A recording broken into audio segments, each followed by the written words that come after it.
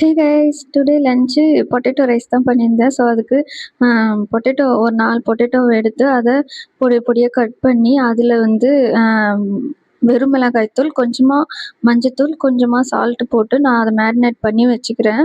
அதுக்கப்புறமா ஒரு கடாயில் கொஞ்சமாக ஆயில் விட்டுட்டு அதில் இந்த மேரினேட் பண்ணி வச்சுருந்த பொட்டேட்டோவை எடுத்து கொஞ்சம் ஃப்ரை பண்ணி, ரொம்ப வேக வேண்டாம், கொஞ்சம் லைட்டாக வெந்ததுக்கப்புறமா அதை எடுத்து வச்சுக்கலாம்.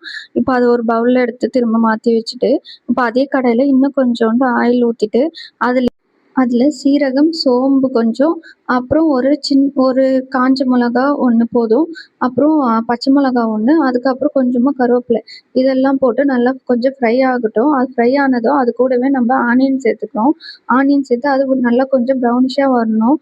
அது ப்ரௌனிஷாக வந்ததுக்கப்புறமா 1 ஸ்பூன் மிளகாய்த்தூள், 1 ஸ்பூன் மல்லித்தூள், வெறும் மிளகாய்த்தூள் கொஞ்சமாக ஆட் பண்ணிக்கிறோம். அதுலேயே வந்து கொஞ்சமாக மஞ்சத்தூள் அண்ட் தேவையான அளவு உப்பு போட்டு நல்லா அதை மிக்ஸ் பண்ணி விட்டுக்கிறோம். இப்போ அது ட்ரையாக இருக்கிறதுனால நான் என்ன பண்ணேன், கொஞ்சமாக தண்ணி தெளிச்சுக்கிறேன். அது ஆயில்லே தான் செய்யணும். பட் எனக்கு too much of oil use பண்ணுறது எனக்கு பிடிக்காது.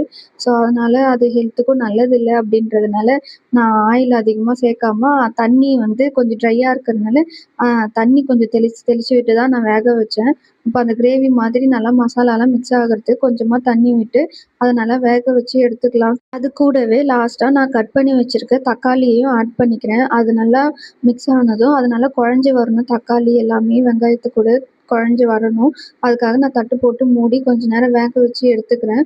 அதுக்கப்புறமா அது கூடவே நம்ம மேரினேட் பண்ணி ஃப்ரை பண்ணி வச்சுருந்தோம் இல்லையா உருளைக்கிழங்கு, ஸோ அதை எடுத்து ஆட் பண்ணிக்கலாம். இப்போ அதை நல்லா எடுத்து மிக்ஸ் பண்ணி விட்டுட்டு, அது கூடவே நான் கொஞ்சமாக உப்பு பத்தலைன்னு சொல்லிட்டு உப்பும் ஆட் பண்ணிக்கிட்டேன்.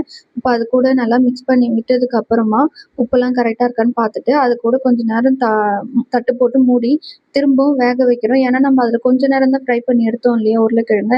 ஸோ இதில் தட்டு போட்டு மூடி கொஞ்ச நேரம் வேக வச்சா அது ஃபுல்லாக பாயில் ஆகிடும் இல்லையா, வெந்துடும். அதுக்கப்புறமா இப்போ அது கூடவே நான் ஒரு கைப்பிடி அளவு கொத்தமல்லி பொடிசாக கட் பண்ணி வச்சுருந்தேன். ஸோ அதையும் அது மேலே தூவி நல்லா மிக்ஸ் பண்ணி விட்டுட்டா பொட்டேட்டோ மசாலா ரெடி ஆயிடுச்சு.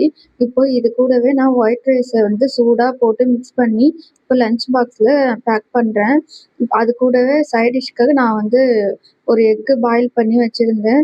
சீரியஸ்லி சொல்கிறேன், இது ஃபர்ஸ்ட் டைம் தான் ட்ரை பண்ணுறேன். இந்த டிஷ் ரொம்ப நல்லாயிருக்கு. நீங்களும் ட்ரை பண்ணலாம். சிம்பிளாகவும் இருக்கும், பேச்சுலருக்கு யூஸ்ஃபுல்லாகவும் இருக்கும். அதுக்கப்புறம் நான் என் ஹஸ்பண்ட்க்கு எப்பவுமே லஞ்சுக்கு கொடுக்கும்போது அது கூடவே ஸ்நாக்ஸும் ஏதாவது கொடுக்கணும் அப்படின்றதுக்காக ஹெல்த்தியாக இருக்கணும்ன்ட்டு சிகப்பு காராமணி தினமும் ஒரு ஒரு பயிறு அந்த மாதிரி கொடுத்து அனுப்பிச்சிடுவேன். இதோட நெக்ஸ்ட் வீடியோவில் பார்க்கலாம். பாய் பாய்.